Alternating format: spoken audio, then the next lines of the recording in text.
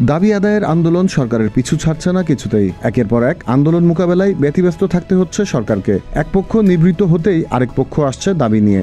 বেতন ভাতা বৃদ্ধি, চাকরি জাতীয়করণ সহ নানা দাবিতে লাগাতার আন্দোলন চলতে দেখা যাচ্ছে। এসব দাবির আন্দোলনে প্রায় প্রতিদিনই জাতীয় প্রেস ক্লাব প্রাঙ্গণ সহ আশপাশের রাস্তা উত্তপ্ত থাকে। সরকারের তরফ থেকে নানা আশ্বাস দেওয়ার পরও দাবি আদায়কারীরা পিছু হটছেন না। কোনো কোনো পক্ষের দাবি মেনে নেওয়া হলেও তারা নিত্য নতুন দাবি নিয়ে আবার মাঠে নামছে। ডক্টর ইউনূসের নেতৃত্বাধীন অন্তর্বর্তী সরকারকে গত 10.5 মাসে 4 শতাধিক আন্দোলন মোকাবেলা করতে হয়েছে। কিছু আন্দোলন ঠেকাতে সরকারকে বেশ বেগও পেতে হয়েছে। আন্দোলন সহ নানা ইস্যুতে রাজনৈতিক দল সহ বিভিন্ন শ্রেণী পেশার লোকের কাছ থেকে কাঙ্ক্ষিত সহযোগিতা না পেয়ে প্রধান উপদেষ্টা এক পর্যায়ে পদত্যাগ করার জন্য মনস্থির করেছিলেন। পরে অবশ্য জুলাই অভ্যুত্থানের পক্ষের দলগুলোর আশ্বাসে সে সিদ্ধান্ত থেকে সরে আসেন তিনি।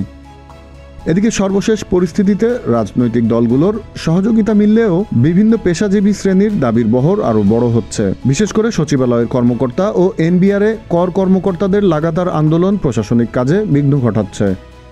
Z news, Dhaka.